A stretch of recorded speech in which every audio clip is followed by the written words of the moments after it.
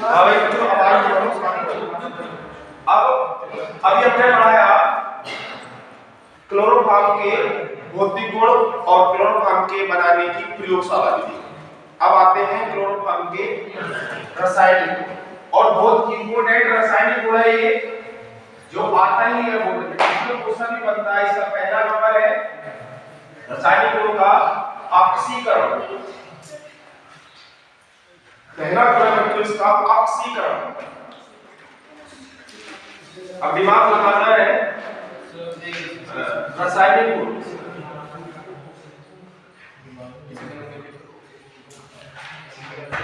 रासायनिक गुण अब आ जाइए, पहला नंबर आता है बच्चों इसका ऑक्सीकरण। ऑक्सीकरण ठीक, ऑक्सीकरण किसका कराना है? क्लोरोफॉर्म का कराना है। और क्लोरोफॉर्म का ऑक्सीकरण बच्चों किसके द्वारा होता है? ऑक्सीजन के द्वारा। इसमें प्रेजेंस नहीं आएगी, जो हमने बताया था K2Cr2O7 H2SO4 वो प्रेजेंस नहीं आएगी, इसमें प्रकाश की उपस्थिति। ठीक है, अब दिमाग लगाना है। तो अगर मैं CHCl3 का ऑक्सीकरण कराऊं, O से क्रिया कराऊं और किसी उपस्थिति में प्रकाश की या Hν मिली सकती है, Hν मिली सकती है। फोटोन है ना, फोटोन लिख दो या Hν लिख दो। Yes sir. प्रकाश जो आता है फोटोनों के रूप में आता है। अब दिमाग लगाना है, इसमें एक कंपाउंड तो बच्चों बनता है कार्बोनिल क्लोराइड। परेशानी अच्छा ये बताओ, परेशानी किसको होगी? इस बार H को, जब H को होगी अब क्या होगा, ये O से क्रिया करेगा तो बनता है COCl2 प्लस में क्या बनेगा? दिमाग लगाओ, COCl2 प्लस में क्या बनेगा? HCl और HCl। इसको कहा जाता है कार्बोनिल क्लोराइड। क्लोराइड ये इसको फास्जील गैस कहा जाता है, फास्जील। और कैसी है? अत्यधिक विषैली, अत्यधिक विषैली गैस, अत्यधिक विषैली गैस है। अब एक बात समझें कि अगर हम क्लोरोफॉर्म का ऑक्सीकरण कराएं किसकी उपस्थिति में? Hν की है, अर्थात प्रकाश की उपस्थिति, तो क्या बनता है? कार्बोनिल क्लोराइड बनता है COCl2 और इसको फास्जील गैस भी कहा जाता है। क्या कहा जाता है बच्चों? फास्जील गैस कहा जाता है, जो बहुत अत्यधिक विषैली गैस है। अब इसमें से बच्चों ये ऑक्सीकरण तो आता ही आता है, परंतु इसमें से क्वेश्चन आता है। वो क्वेश्चन क्या आता है ये समझेंगे, इसी के नीचे लिखूंगा। क्वेश्चन क्या आता है इसका? क्लोरोफॉर्म का क्वेश्चन आएगा। क्लोरोफॉर्म को जब यूज करा जाता है, क्लोरोफॉर्म को जब यूज करा जाता है तो इसको रंगीन बोतल में और काले कागज में लपेट कर रखा जाता है। रंगीन बोतल होगी और काले कागज में इसको लपेट कर रखा जाएगा। ठीक है, और जब इसे यूज करेंगे तो उसे फुल भर के भी रखा जाएगा, खाली नहीं रखी जाती। हमेशा इसकी जो इस बोतल में ये क्लोरोफॉर्म भरा हुआ होगा, क्या है? क्लोरोफॉर्म द्रव है। जिस बोतल में भरा हुआ होगा उस बोतल को यूज करते समय जब यूज कर लेंगे तो फिर इसे भर के भी रखा जाएगा, खाली नहीं रखी जाती बोतल। फिर इसे रंगीन बोतल में और काले कागज में लपेट कर रखा जाता है। ये क्वेश्चन आता है, ये क्वेश्चन क्या आता है समझ लेने की बात कि क्लोरोफॉर्म को यूज करते समय या प्रयोग करते समय काले कागज क्लोरोफॉर्म को यूज करते समय रंगीन बोतल में और काले कागज में लपेट कर रखा जाता है, क्यों?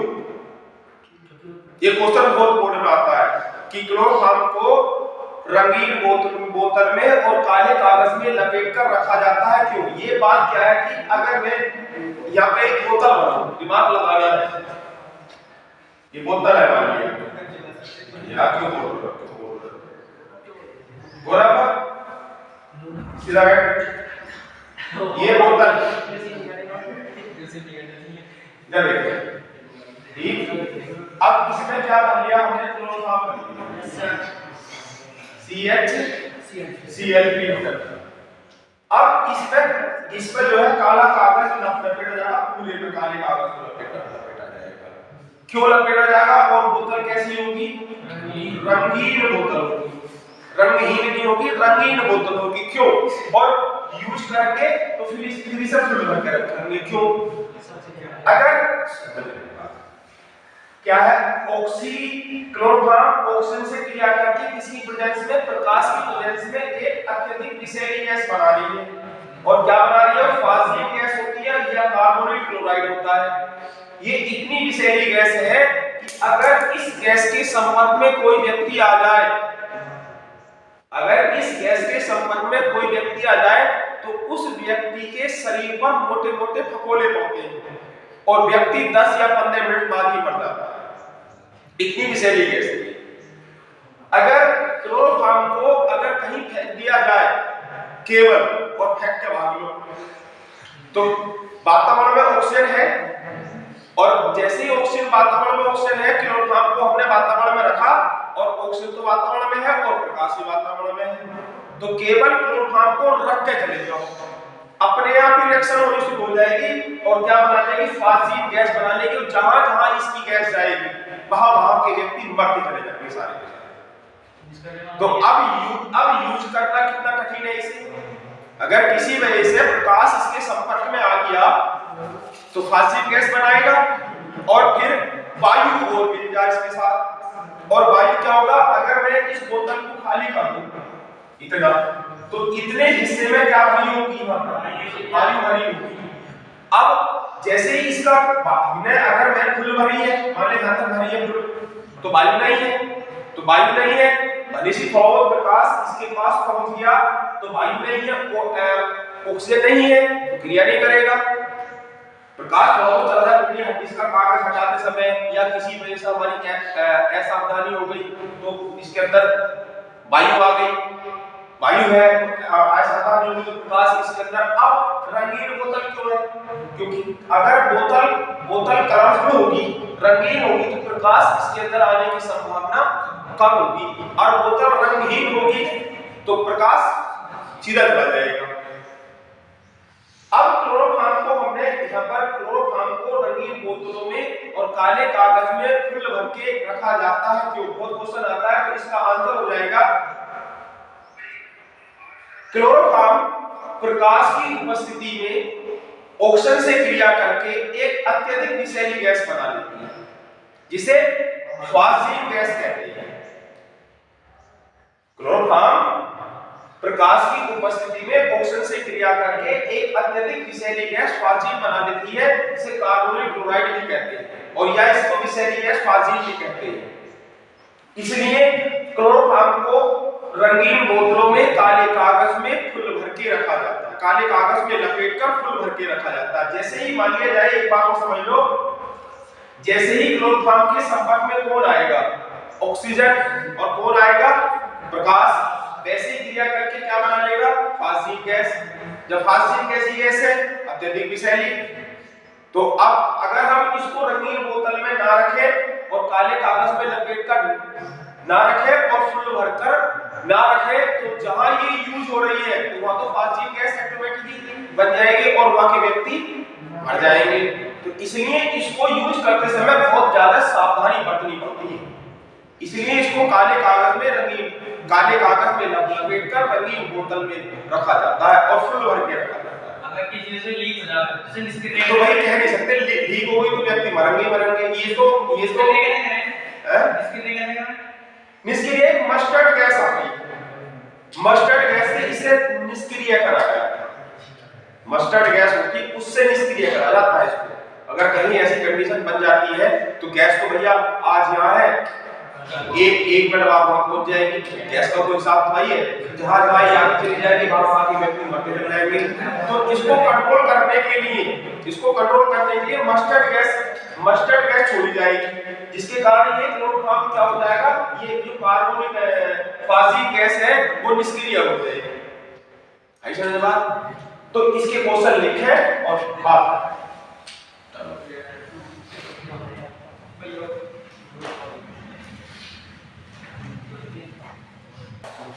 हाँ भाई बच्चों, अब हम पढ़ाएंगे तुम्हें क्लोरोफॉर्म का रासायनिक गुण का दूसरा नंबर। दूसरा नंबर क्या है? ये क्लोरोफॉर्म का दूसरा रासायनिक गुण है बच्चों, बहुत इंपॉर्टेंट अभिक्रिया है, नाम से आती है। दो अभिक्रिया है ये, दोनों लिखूंगा, दोनों नाम से आती है। पहली अभिक्रिया है कार्बिल, दूसरा नंबर होगा ना कार्बिल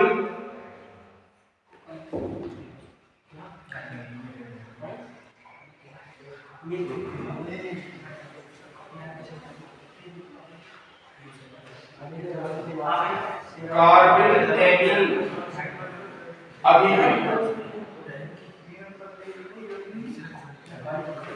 हाँ बच्चों, यह है कार्बिल एमीन अभिक्रिया।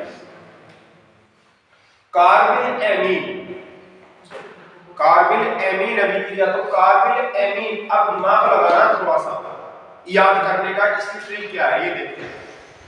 कार्बिल एमीन, एमीन कौन से हैं? R सिंगल बॉन्ड NH2, और कार्बिल से ध्यान रखना है क्लोरोफॉर्म आना।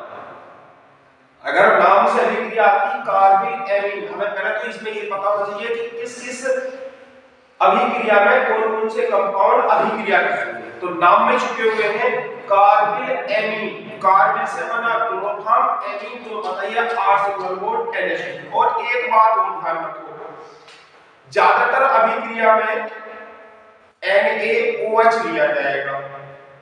पीछे हमारे कौन सी अभिक्रिया थी?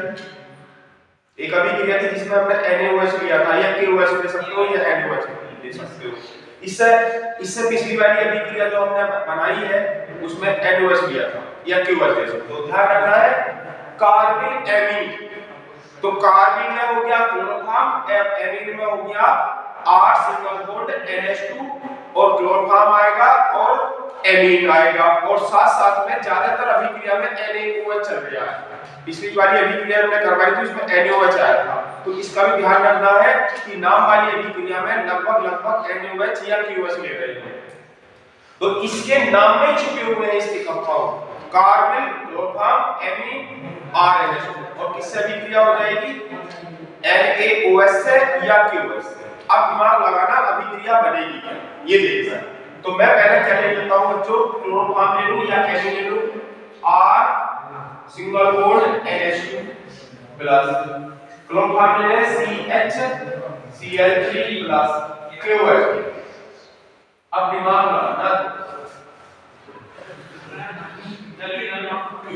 लगाना, थोड़ा सा। अब ये देखो, ये क्लोरीन जो है ये जुड़ेगा, KOH जुड़ेगा कहां से? यहां से, यहां जुड़ेगा।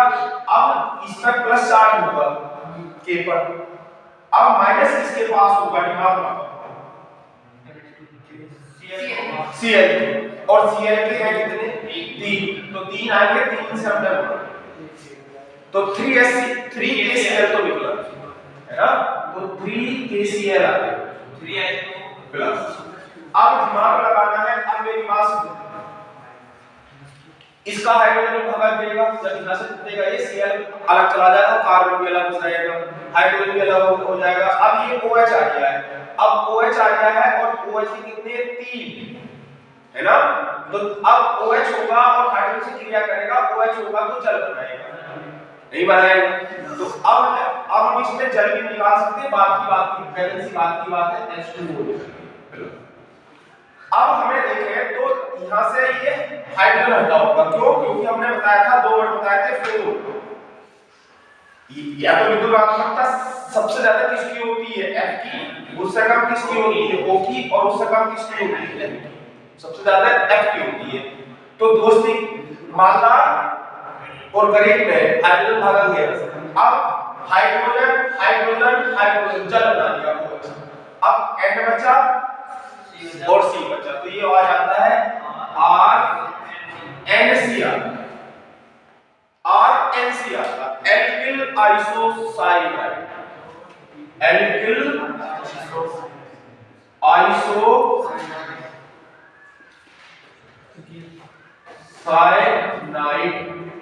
ये इसका नाम है, एल्किल आइसोसाइनाइड। अब समीकरण को बैलेंस कर लो, अब तुम देख रहे हो कि O के कितने भी 3 हो गए और O किस में आया है जल में, तो 3 से गुणा कर लो 3 हो गए 6 H हो जाएंगे। अब देखें 3 ही H हो गए, एक ही हो गया। अब अगर हमें इसके स्थान पर क्या ले, इसके स्थान पर बच्चों में CH3 ले लूं और plus CH3 single bond NH2 ले लूं और किससे अभिक्रिया करूंगा CH3 से और प्लस 3KOH से मैं। तो अब दिमाग लगाना है तो CH3 NC प्लस 3KCl और प्लस 3H2 नहीं बच्चों है। तो क्या बना हमारे पास मैथिल आइसो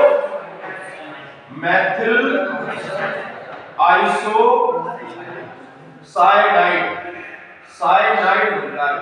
मैथिल आइसोसाइनाइड। अगर मैं यहां से ले लूं एल्किल समूह के स्थान पर क्या ले लूं एथिल, तो C2H5 single bond NH2 plus CHCl3 और प्लस 3KOH। अब क्या बनेगा, ये बनेगा C2H5 NC plus 3KCl plus 3H2। तो ये क्या हो गया एथिल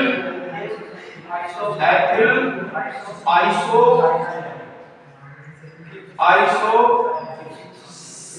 साइनाइड। इस अभिक्रिया को आइसोसाइनाइड परीक्षण भी कहा जाता है, आइसोसाइनाइड परीक्षण भी कहा जाता है। इस अभिक्रिया को, इस परीक्षण को आइसोसाइनाइड परीक्षण भी कहते हैं। इस परीक्षण को आइसोसाइनाइड परीक्षण भी कहा जाता है और ये अभिक्रिया नाम से बहुत आती है। ठीक है बच्चों, ये नाम से बहुत आती है।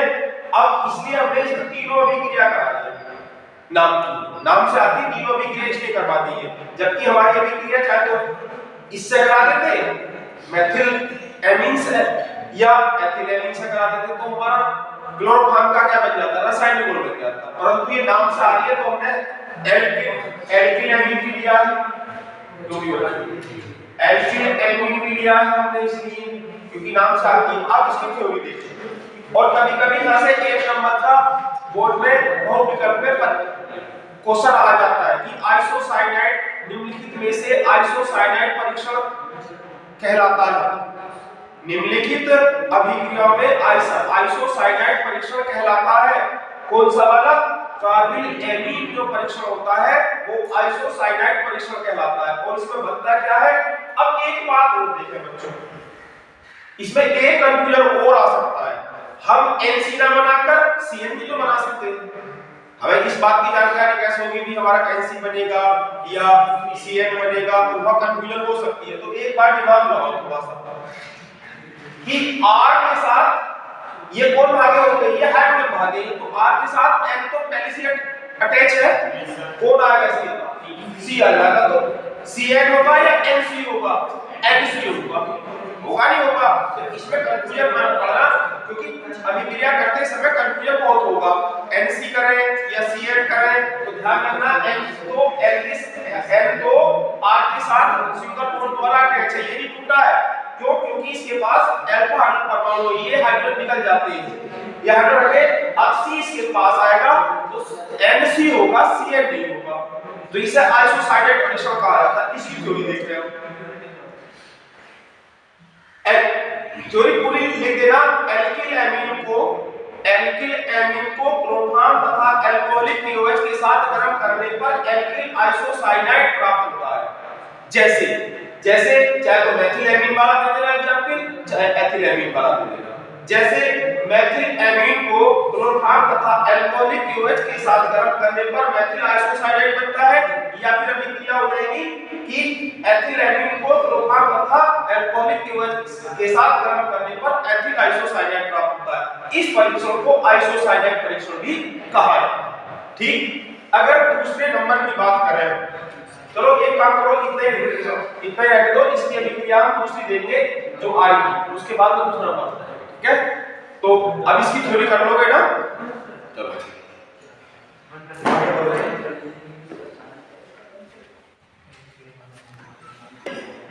हाँ भाई, अब बच्चों क्लोरोफॉर्म का जो तीसरा रासायनिक गुण है वो है राइमर टीमन अभिक्रिया। बहुत इंपॉर्टेंट है, नाम से आती है राइमर टीमन अभिक्रिया।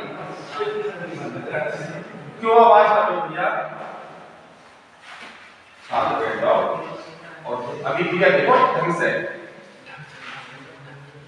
हाँ भाई बच्चों, अब आता है बच्चों हमारा तीसरा रासायनिक गुण, और तीसरा जो ये भी इंपॉर्टेंट है, तीसरा रासायनिक गुण बच्चों राइमर टीमन अभिक्रिया। थोड़ी कठिन है ये, राइमर टीमन अभिक्रिया। इसमें नाम से आएगा, ये ध्यान रखना पड़ेगा, इसके नाम में ऐसा कुछ नहीं है कि सब एक भी कंपाउंड के बारे में हम जानकारी मिले। तो राइमर टीमन अभिक्रिया है, और राइमर टीमन अभिक्रिया में ये तो मैं ध्यान रखना है, इसमें एक तो आता है फिनोल। और फिनोल क्या होता है बच्चों? फिनोल बेंजीन बनाएंगे, और बेंजीन के ऊपर कौन सा ग्रुप आ जाएगा, कौन सा समूह आ जाएगा? OH समूह आ जाएगा। थोड़ी अभिक्रिया कम समझ में आएगी, क्यों? क्योंकि हमने अभी बेंजीन का पोर्शन नहीं पढ़ा है। बेंजीन का पोर्शन जब पढ़ोगे तब अभिक्रिया एकदम मस्त वाली समझ में आएगी। बेंजीन के पोर्शन नहीं पढ़ा हमने, जब बेंजीन का पोर्शन पढ़ाएंगे तब ज्यादा समझ में आएगी। फिलहाल देखें, फिर मैं कोशिश करूंगा ज्यादा से ज्यादा समझ में आए। तो एक तो लिया जाता है फिनोल, इसका नाम होता है बच्चों फिनोल। फिनोल अब और क्लोरोफॉर्म लेंगे CH3, और हमने बताया था या तो NaOH लो या KOH, ज्यादातर अभिक्रियाओं में आ रही है। तो अब हमने इसमें क्या लिया? KOH ले लिया, HOOH, ठीक है। अब इसमें दिमाग लगाना है।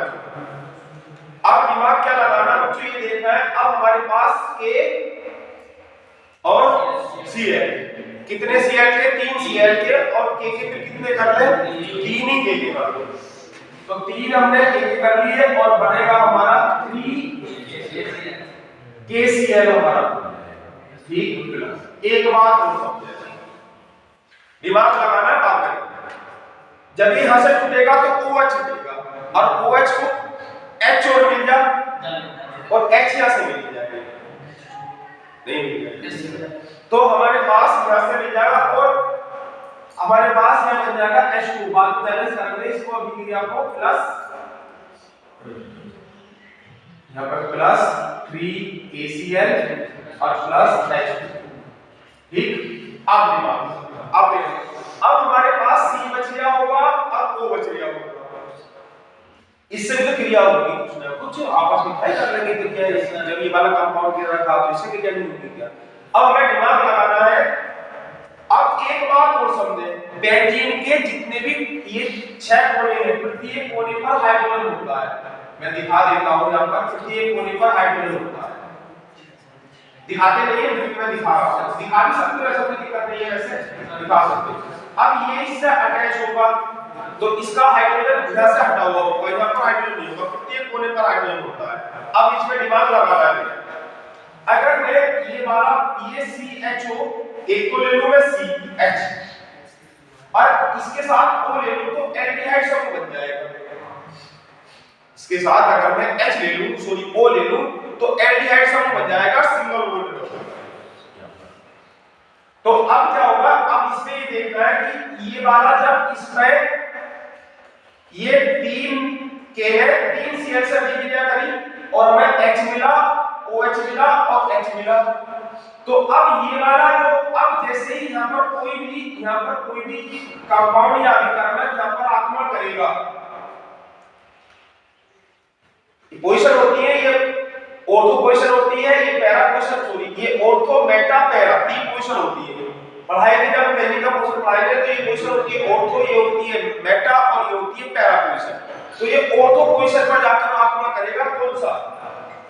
सिंगल बॉन्ड CH, और सिंगल बॉन्ड ऑर्थो पोजीशन पे जब आक्रमण करेगा, अब सिंगल बॉन्ड CHO, इसका O आ जाए। तो अब जब इसका O और किसके साथ? CHO के साथ इसका O आ जाए, तो O कितने बचेंगे? 2 बचेंगे, 2 बचेंगे ना। तो इसे मैं कितने से गुणा करूं? 2 से गुणा करूं। अब h उधर कितने आ गए? 4 आ गए। तो 3h तो ये हो गए बच्चों, 1h जब यहाँ पर 3h हो गए ना, देखो 3h ये हो गए, अब ये 3h हो गए। अब इसमें जैसे ही ये CHO इस पर आक्रमण करेगा, CHO जैसे ही इस पर आक्रमण करेगा तो ये वाला हाइड्रोजन हट जाएगा, तो 3h ये है और 1h और आ जाएगा, तो 4h हो जाएंगे, तो 2h को 4h हो गए। अब हो गए कितने हो गए? 2, O का 1 बचा और क्या बचा? CHO। अगर दिमाग लगाओ तो द्वारा देखो एक बार, K ने किससे क्रिया करी? Cl से। Cl के कितने? 3, तो हम K के कितने? KOH के 3 हो गए, यस सर। तो 3KCl हो जाएगा। अब हमें दिमाग में ये है कि OH है और H हैगा। अब वो H ये वाला है या ये वाला है, तो OH किससे क्रिया कर लेगा? H से, तो क्या बना लेगा? जल बना लेगा। अब 3H हमारे ये है और जैसे ही यहाँ पे ये अब हमारा बचेगा क्या? अगर ये वाला H हमारा यहाँ से हटता है, ये वाला H, तो हमारे पास CHO बच जाएगा और H के कितने हो जाएंगे? फिर ये वाला H और 3H ये 4H हो गए, उस 4H हो गए, तो हमने 2 से गुणा कर दी, तो O के 2 आ गए, H के 4 आ गए। अब हमारा बचा क्या? CHO बचा, वो इस वाली पोजीशन पर आक्रमण कर देगा और क्या बन जाएगा बच्चों? इसके ऊपर OH लगाएंगे और यहाँ पर CHO, ये इसके लिए होगा। अगर हम इसकी बात करें तो ये जो अभी ये जो नाम होगा, इस कंपाउंड का जो नाम होगा वो यहाँ से स्टार्ट करेंगे, यहाँ से OH को क्या कहा जाता है? हाइड्रोक्सी। तो OH हो गया हाइड्रोक्सी, ठीक, हाइड्रोक्सी OH का नाम आ गया हाइड्रोक्सी। अब मेरी बात समझे, अगर OH आता है बेंजीन के ऊपर तो फिनोल होगा, बेंजीन के ऊपर अगर आता है Cl तो क्लोरोबेंजीन होगी, बेंजीन के ऊपर आता है NH2 तो एनिलीन होगा, एमीन है ना, अगर एनिलीन होगा। अगर बेंजीन के किसी भी पोजीशन पर अगर CHO आता है तो क्या हो जाएगा? एल्डिहाइड समूह, और बेंजीन इसके साथ लगी हुई है तो क्या आ जाएगा? बेंजल्डिहाइड। अगर हम R सिंगल बॉन्ड CHO का तो एल्डिहाइड हो गया ये, है ना। अगर हम ले C2H5 CHO तो ये हो जाएगा एसिटल्डिहाइड, नहीं CH3 तो ये हो जाएगा एसिटल्डिहाइड। अगर हम H ले लेंगे ये हो जाएगा फॉर्मल्डिहाइड। एक कार्बन के लिए 4 बताया था और 2 कार्बन के लिए ऐसे बताया था, तो एक कार्बन है तो एसिटल्डिहाइड, 2 कार्बन होते सॉरी एक कार्बन है तो फॉर्मल्डिहाइड और 2 कार्बन होते तो एसिटल्डिहाइड। अब OH आ गया हाइड्रोक्सी और इसके साथ कौन सा समूह जुड़ा हुआ? एल्डिहाइड, और क्या इसके साथ? बेंजीन, तो क्या हो जाएगा? बेंजल्डिहाइड। तो हाइड्रोक्सी बेंजल्डिहाइड का नाम हो जाएगा। क्या हो जाएगा बच्चों? Hydroxy benzaldehyde.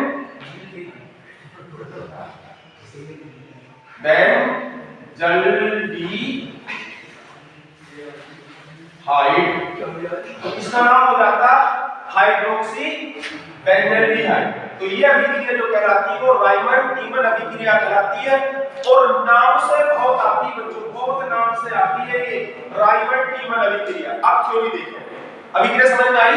अब थ्योरी देखना है इसका। फिनोल को क्लोरोफॉर्म तथा अल्कोहलिक KOH के साथ, फिनोल क्लोरोफॉर्म तथा अल्कोहलिक KOH के साथ गर्म करने पर क्या प्राप्त होता है? हाइड्रोक्सी बेंजल्डिहाइड प्राप्त होता है। इस प्रकार की अभिक्रिया को राइमंड टीमन अभिक्रिया कहते हैं। ठीक, कोई दिक्कत किसी को? अब एक बार और देख लो कि फिनोल को क्लोरोफॉर्म तथा अल्कोहलिक KOH के साथ गर्म करने पर, और हमने ये बात और बताई थी परसों कल कि अगर अल्कोहलिक KOH आता है, ये कौन सा होता है? अल्कोहलिक,